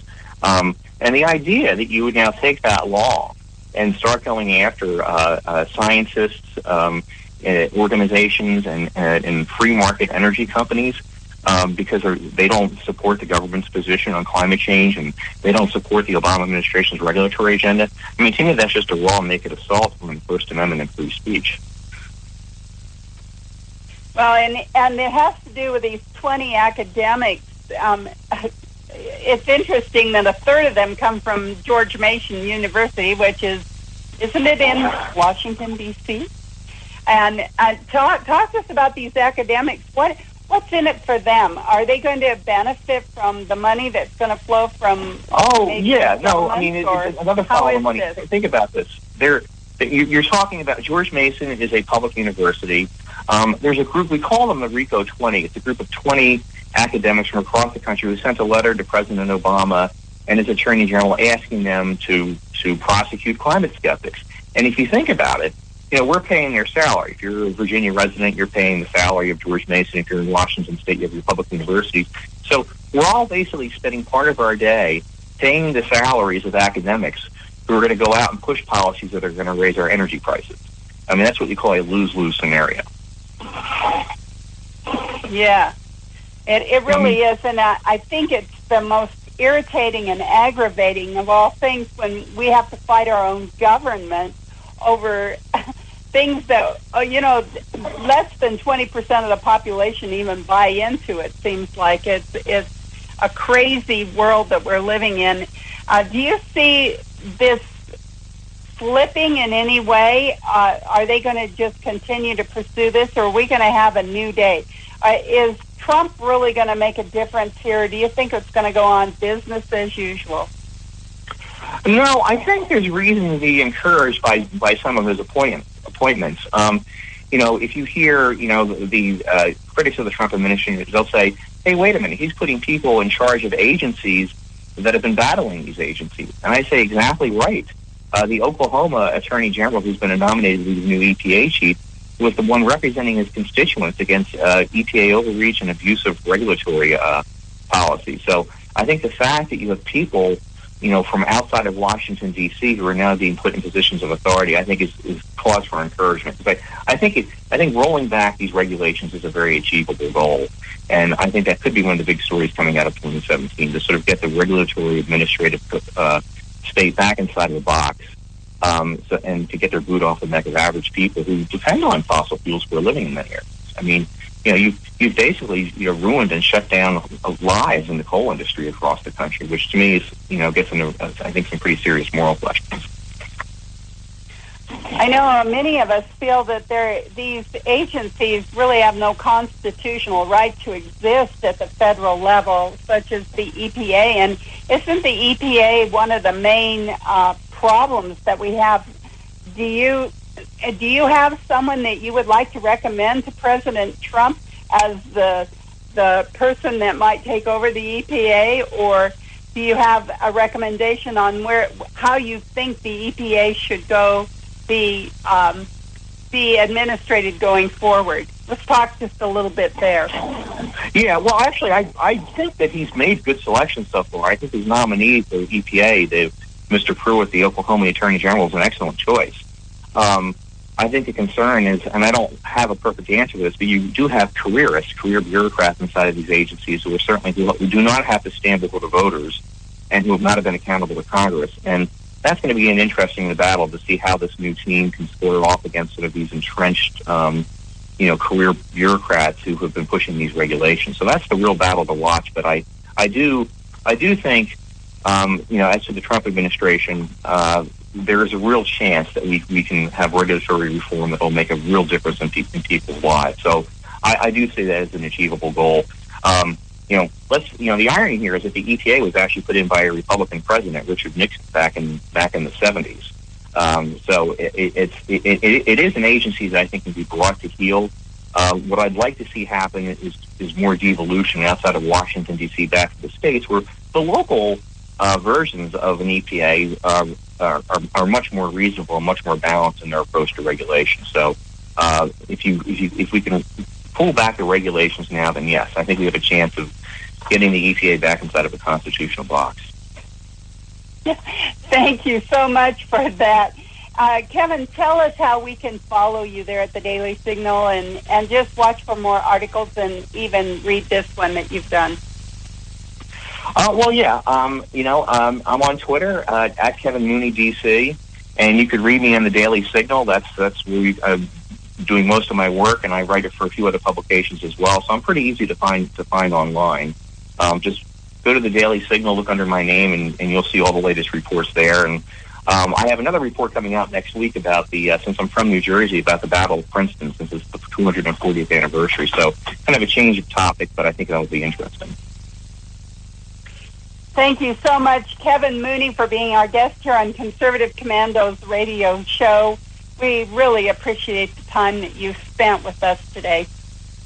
Oh, well, thanks very much for having me. I'm glad to be on.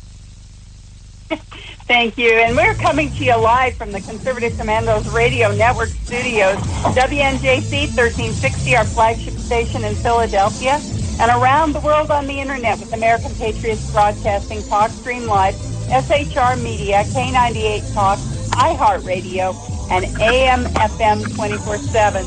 Anna Little and I, Sharon Angle, will be right back after this break with our final guest, Tom Rogan, who's going to be talking about Iran. I really don't care. That's my prerogative. They say I'm nasty, but This is Rick Trader, host of the Conservative Commandos radio show. And I'm John Forsyth, owner of WNJC Radio. Fellow patriots, the Conservative Commandos radio show is for conservatives, about conservatives, and by conservatives. We are patriots who want to take our country back from the likes of Barack Obama, Harry Reid, George Soros, and Nancy Pelosi. But we can't keep up this fight without your critical support today. Can you help? Please go to www.helpccrs.com right now and make a donation by credit card or PayPal.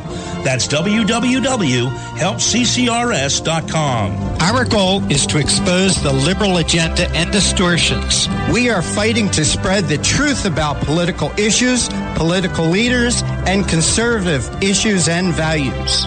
Our hosts are not paid. In fact, we buy our own airtime, studio time, and pay our own expenses. We created the show because we are trying to make a difference. So can you help the CCRS expose the truth in 2014 and beyond? Go to www.helpccrs.com. Help keep the Conservative Commandos radio show on the air by going to www.helpccrs.com and make a donation today to return our country to the conservative roots created by our founding fathers. This is Pastor Christina Lamanier, chaplain for the INRA. And I'm her husband, J.D. Manier. We help co-host on the Conservative Commandos radio show, and we want to sincerely thank our listeners who turned out to vote in mass to elect Donald Trump, Governor Mike Pence, and conservative congressional candidates across our nation. Against incredible odds, you helped create the strongest GOP team to take the reins of power in Washington since the 1920s. General George Patton said, "It's the unconquerable soul of man, not the nature of the weapon he uses, that ensures victory." We salute all of you for taking a stand for truth, freedom, and defending our constitutional form of government. Let us continue to pray for our nation and for God's blessings. May God save the United States of America. What does it take to be the leader in production systems technology? To be the one company that solves production problems at any plant, for any product, and with any technology? It takes a 30-year record of success.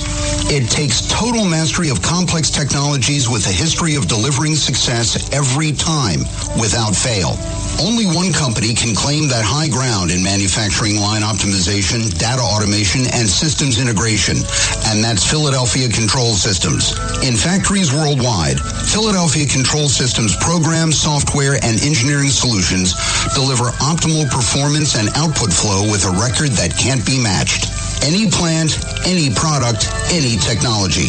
Philadelphia Control Systems, the leader in production automation since 1982. 800-335-9811. PCS4automation.com. That's PCS, the number 4, automation.com. The Conservative Commandos radio show is expanding to become the Conservative Commandos radio network. We're establishing a front line of conservative radio broadcasters and ironclad patriots to declare war against the madness of liberalism and the Obama administration. Are you tired as I am about the disregard for our Constitution? Do you still have faith in the American dream? Are you looking for sensible, smart radio? If so, listen to the Conservative Commandos radio network every weekday from 11 a.m. to 5 p.m. on WNJC Radio 1360 a.m. or around the world on the internet at WNJCradio.com. Check out our websites, ConservativeCommandosRadioNetwork.com and CCRN.com for rebroadcasts and network updates. We are the Conservative Commandos Radio Network, where even more newsmakers go to be heard.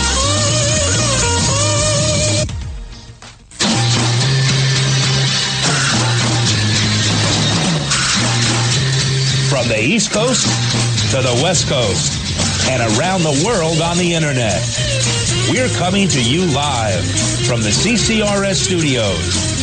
WNJC 1360.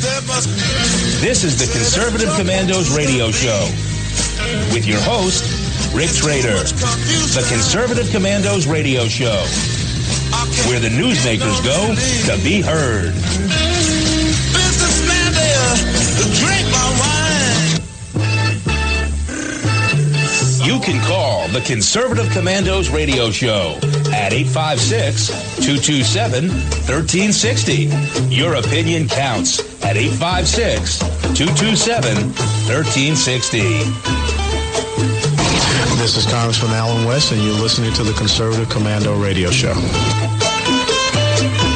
Welcome back, listeners. You are listening to the Conservative Commandos radio show with Anna Little and Sharon Angle. And if you'd like to hear a rebroadcast of today's show, please check out our website, ccrsnetwork.com and ccrshow.com. At noontime, you can also log on to roarradio.net, and 11 p.m., log on to highplainsdailynews.com. And now you can listen to Conservative Commandos from any phone by calling 832-999-1199. It's my pleasure and honor to introduce our guest, Tom Rogan, who's a contributor for Opportunity Lives, a panelist on the McLaughlin Group, and a senior fellow at the Steamboat Institute. He holds a BA in War Studies from King's College London and an MSc, a Master's in Science in Middle East Politics, from the School of Oriental and African Studies. Tom Rogan, welcome to Conservative Commandos radio show. Good to be with you. Thank you for having me on. Well, it's our pleasure, Tom, and I'm really interested in your article, How Trump Can Stop Erdogan from Playing the United States. It's about time the White House got tough with Turkey's authoritarian leader. Now, I'm not sure that I'm pronouncing that name right. So could you tell us what the president of Turkey's name is? Yeah, his name is Recep Tayyip Erdogan, but, Erdogan, basically. Erdogan. Okay, got it. It's got that G in there, and that throws my English off. Talk to us a little bit about this guy. He sounds like he's really got visions of grandeur over there in Turkey. What's his story? Well, he entered power on behalf of the AKP, which is, his political party. He's been in power for a long time. In the early 2000s, before he was president, he was the prime minister, because the prime minister in Turkey used to have most of the power. He actually did a pretty good job. He built up the economy, he improved the education system. But in the last few years, and really in the last 2 years, he has steadily built up the power of the center, which is to say power around himself as this kind of, more dictatorial power. And he's pursued a political Islamic sort of strategy in the sense of trying to empower Islam as a political structure beyond empowering the civic needs of his population. And the difficulty is that now he is playing as a pawn for Vladimir Putin. And so that's the theme of my piece. Now, this shift over to Vladimir Putin, it's generally believed, at least I believed it, that Turkey was an ally of the United States, and that we could kind of count on them to be our supporters at the UN, those kinds of things where we need allies. But now with this shift, is this due to Obama? Why did he do that? Why is Turkey now moving away from the United States, and are they still our ally? They're still our ally. My argument is that they're declining in the amount they're our ally. I think the main reason they moved away is that they saw the United States had no vested interest in leading in Syria, which is to say doing what the Turks originally wanted, to get rid of Bashar al-Assad, the dictator of Syria, and to support more strongly the Sunni rebellion against Assad, where they saw President Obama refusing to do that, and then the Russians taking much more of an asserted control over what was happening in Syria. I think the Turks essentially buckled under pressure from Putin. They're scared of him. They think President Obama's weak. And so Russia, that push and pull factor, put Erdogan in a position where he decided to go with President Putin. So it's not so much that he thinks he's so great, it's just that he thinks that we're a little squishy on this side of the pond, and that Putin is a lot closer and more dangerous to him. Is that kind of how you read the situation? Yeah, I think that's a pretty fair assessment. And again, he doesn't think the United States will push back against him for jumping into Putin's corner. And so, yes, I think you're right on that. So now tell me, we've got a change now. We're not in Obama land any longer, at least after the next 20 days. Where there's a new guy on the block here. How can Trump change Turkey's perception, win Erdogan back? What does Trump need to do in order to solidify Turkey as an ally again? Well, I outlined a number of factors. The first one, I think, is that he needs to show Erdogan that when he says something, he means it. President Obama has very little credibility. But Trump, for a number of examples, he could provide greater support to Kurdish political elements in northern Syria and Iraq, which would upset the Turks. And he can do that in a way which is to say to the Turks, listen, unless you back away from Putin, we're going to do what you don't like, which is to say provide more support to the Kurds. That would put pressure on Erdogan.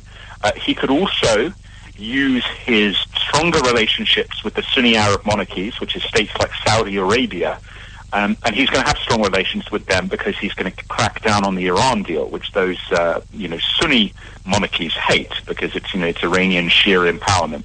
They will be pro-Trump because of him cracking down on that, and he can use that influence that he buys, that he wins, to then say to them, listen, don't do as much trading with Turkey, don't have as close political links with Turkey in return for my tough stance on the Iran deal. And that will isolate Erdogan, and Erdogan craves respect around the world. So if he senses isolation, he might back down and become more pro-American again.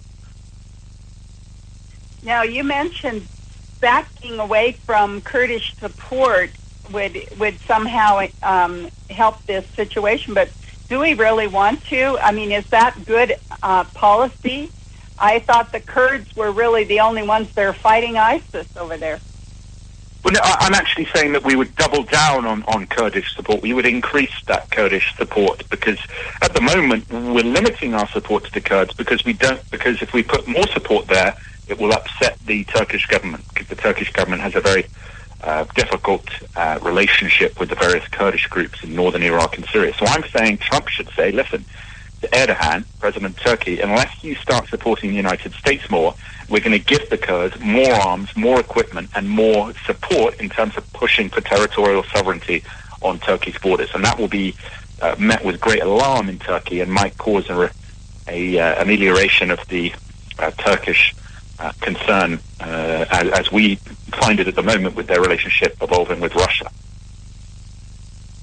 Now, you did mention a bit about the challenges to Iran's nuclear deal cheating. Talk to us a little bit about how that plays into Turkey. I mean, Turkey's pretty close to Iran, but how does Trump use that little piece to get Erdogan back in line here? Well, I think he uses it in the way I mentioned, in the sense that the Sunni monarchies in the Middle East, with Saudi Arabia, Qatar, Kuwait, UAE, Bahrain, these are nations that are very deeply skeptical of the Iran deal. They're very upset with President Obama because he agreed to that deal. If Trump were to back away from the deal or strengthen it, they would become much more inclined to support Trump in other areas. And one key area would be to say to Erdogan, listen, if you piss us off, you're not just going to piss us off, you're also going to piss off our allies in the vein of the Sunni monarchies. And so Erdogan would find himself isolated with Putin as his only real friend. And Putin, I think even Erdogan knows, is never a real friend. He's a friend of convenience that always acts in the best pursuit of Russian interests, as he conceives them. I mean, functionally, they're not the best of Russian interests, but is very aggressive. He doesn't care about allies. That seems pretty obvious, and I love your article because it just kind of lines this all out. It just kind of goes point by point what's going on in Turkey and why we've seen this shift and why we're feeling uneasy about the alliance that we've had with Turkey in the past not being exactly what it should be going into this future relationship now that Trump has.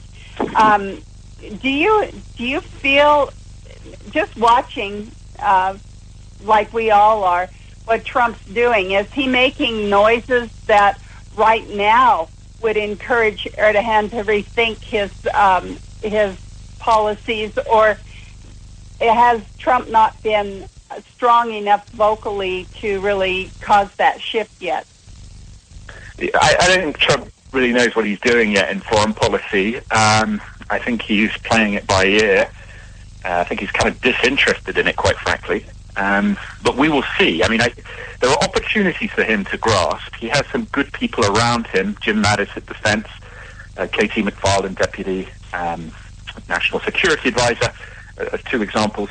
These are people, Pompeo at CIA, these are people who get this kind of the game of power politics. But the question is, does he listen to them? And really the question is, does he stop believing that Russia and him have similar interests? Putin is playing Trump at the moment because Putin's a KGB guy who never left the KGB, and Trump is making it easy for him. So the question becomes, what will he do? We don't know yet, but fingers crossed.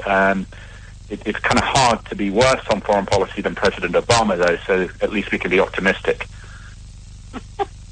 Well, thank you, Tom, for that assessment. My co-host, Anna Little, wants to ask you some questions, but we're up against a 2-minute break. Can you stay with us through the break? Yeah, no problem.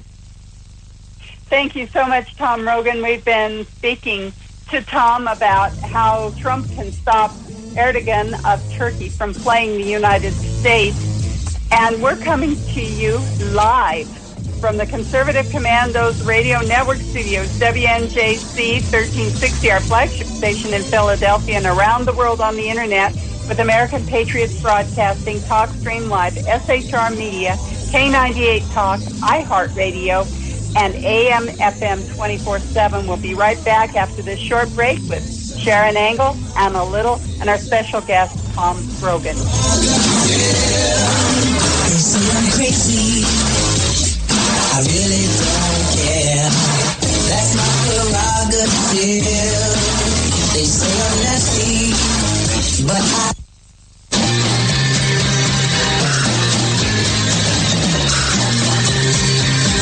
The Conservative Commandos radio show is expanding to become the Conservative Commandos radio network. We are establishing a front line of conservative radio broadcasters and ironclad patriots to declare war against the madness of liberalism and the Obama administration. Are you tired of the disregard for our Constitution? Do you still have faith in the American dream? Are you looking for sensible, smart radio? If so, listen to the Conservative Commandos radio network every weekday from 11 a.m. to 7 p.m. and Saturdays from 2 to 6 p.m. on WNJC Radio, 1360 on your AM dial, or around the world on the internet at WNJCradio.com. Check out our website, CCRSnetwork.com, for rebroadcasts and network updates. We are the Conservative Commandos Radio Network, where now even more newsmakers go to be heard. This is Pastor Christina Lamanier, chaplain for the INRA. And I'm her husband, J.D. Manier. We help co-host on the Conservative Commandos radio show, and we want to sincerely thank our listeners who turned out to vote in mass to elect Donald Trump, Governor Mike Pence, and conservative congressional candidates across our nation. Against incredible odds, you helped create the strongest GOP team to take the reins of power in Washington since the 1920s. General George Patton said, "It's the unconquerable soul of man, not the nature of the weapon he uses, that ensures victory." We salute all of you for taking a stand for truth, freedom, and defending our constitutional form of government. Let us continue to pray for our nation and for God's blessings. May God save the United States of America. You can call the Conservative Commandos radio show at 856-227-1360. Your opinion counts at 856-227-1360. This is Congressman Alan West, and you're listening to the Conservative Commando radio show. Welcome back, listeners. Welcome back to Conservative Commandos radio show with Anna Little and Sharon Engel. If you would like to hear a rebroadcast of today's show, please check out our website, CCRS Network, and CCRShow.com, or at noon, RoarRadio.net, and at 11 p.m., HighPlainsDailyNews.com. And now you can listen to the Conservative Commandos from any phone by calling 832-999-1199. We are speaking this segment with Tom Rogan. He's discussing with us the relationship between Turkey and Russia and what Donald Trump needs to do about what's been going on out there in the Middle East and how he has to change his relationship, or our relationship, that is the United States relationship with Turkey. Tom, thank you so much for waiting through that break. We do appreciate your time.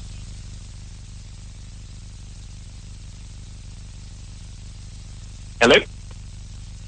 Are you there, Tom? Hello, Tom. Yes, sorry, I missed your question. Sorry. Terrific. That's okay. Great. Just was thanking you for waiting through that break. We do appreciate your time. Yeah, no, thank you. Yeah. Okay, terrific. Well, I was listening to your interview with Sharon Engel prior to the break, and I've got a couple of questions.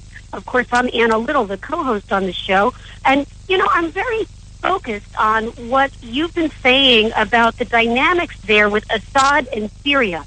Now, I think a lot of people view Putin's leadership in Syria as focusing on defeating ISIS, and they see it as action and leadership in the absence of action and leadership by the United States in the face of ISIS. Now, you're describing that as a very different dynamic. Would you go over that quickly for me and for the listeners so we can get it straight? Yeah, well, yes, absolutely. The great lie of the Russian strategy in Syria is that it is focused on ISIS. It fundamentally is not. You know, people should not take my word for that or anyone else's word for that. But the Defense Department, in terms of the targeting, you can watch, you know, U.S. intelligence, the Pentagon, foreign allies, watch what the Russian airplanes are bombing, and it isn't ISIS. And the reason they're not bombing ISIS is, quite frankly, I think because where they see ISIS is still empowered, that gives them leverage to achieve what they most want, which is the world to agree that Assad is the lesser of two evils, and that the only way to defeat ISIS is to accept the Russian argument that you have to keep Assad in power. And they're succeeding in that regard. I think you're partly right, though, in saying that the Russians have been empowered by sort of taking the lead. States in the region, and even some European states, the French, for example, have coalesced more around the Russians in the recent months, because in recent months the Russians have been essentially showing that it's up to them what happens there. They have ceasefires agreed with John Kerry, and then they break them. And every time they do that, they weaken American credibility. So other actors that might support the United States decide, can't trust them. I mean, America is weak. So we might as well listen to the bully we know, which is Russia. And that is the dimension of the conflict, which I think is the concern that I have. Yeah, and I think with Trump coming in mid-month in January, we're going to have a different leadership here in the White House, and therefore a different leadership by the United States on the world stage. Trump's a doer. He's not a wait-and-see kind of guy. So there's going to be this dynamic between Russia and the United States in Syria, and it's already kind of been, let's say, foreshadowed by communication from Putin towards Trump to say, hey, let's join together in dealing with Syria. But what's concerning me is what you're pointing out. Apparently there's this moderate Sunni rebellion, which almost sounds to me like freedom fighters of some sort.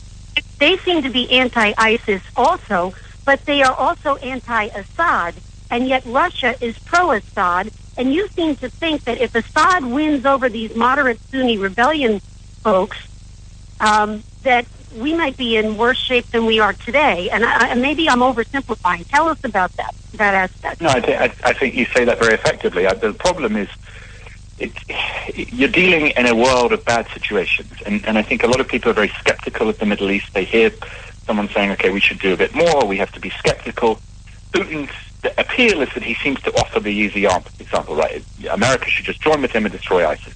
The problem is, if you allow the moderate rebellion to collapse, and some elements are more moderate than others, there are some extreme elements there, but if you allow that to collapse, those fighters aren't just going to disappear or die.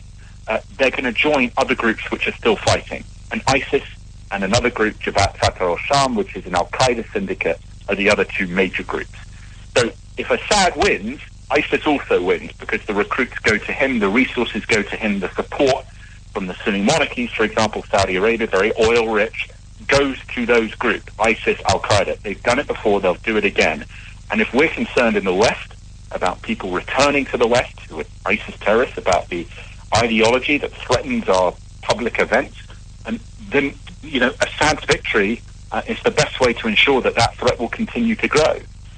Because Assad ultimately is what motivates everyone, whether they be an extremist or a moderate, to keep fighting, because he has killed hundreds of thousands of Sunnis, and whether you're an ISIS fighter or a moderate fighter, for example, could be the Kurdish elements, the YPG, could be the Syrian Defense Forces, an alignment of rebels, and it doesn't matter.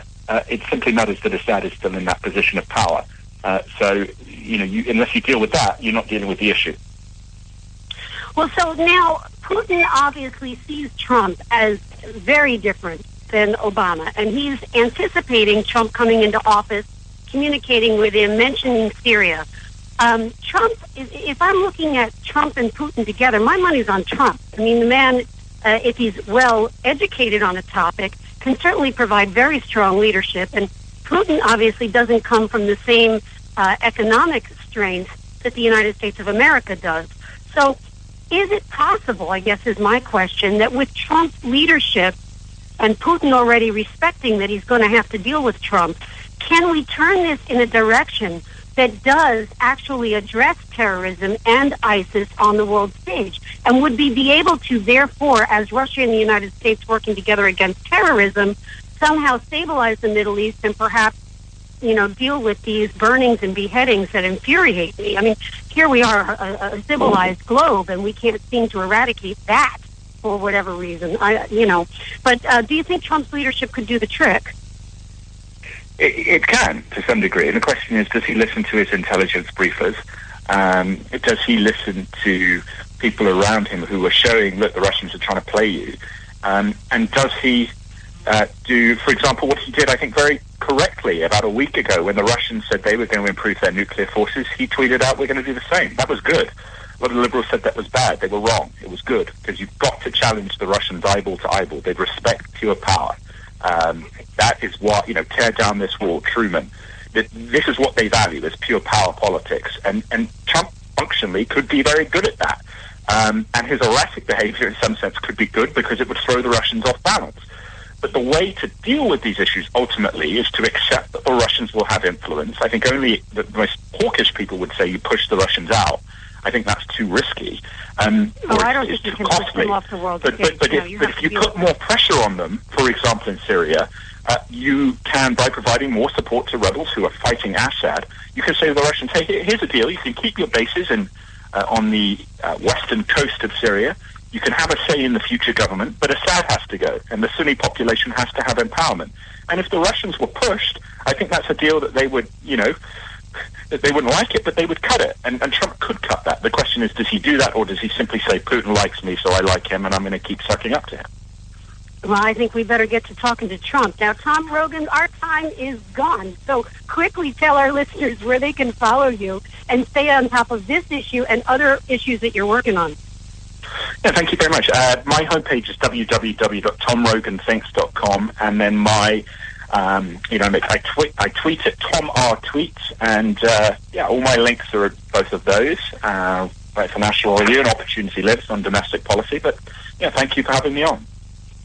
Well, we deeply appreciate the work that you're doing. Thank you for spending time with us. Oh, and I would add one final point. As much as I have a British accent, I'm a U.S. citizen, so I'm not one of those Piers Morgan people who tells Americans what to do with their country. I am one of you. Well, Tom, thank you for that. And we hope that you'll come back and visit us soon as a conservative commando. Yeah, thank you very much. Bye-bye. Okay. Well, Sharon, time flies when we're having fun. We are plumb out of time. Do you have any final words as we close out the show? Well, and as we close out 2016, I just want to wish all of our listeners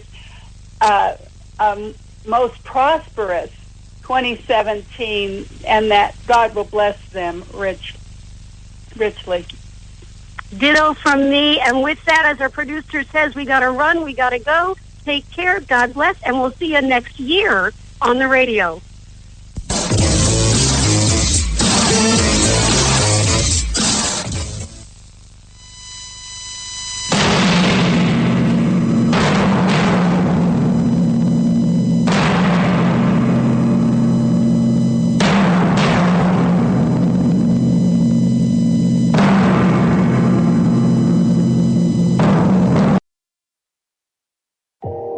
You are listening to KLRN Radio, where liberty and reason still reign.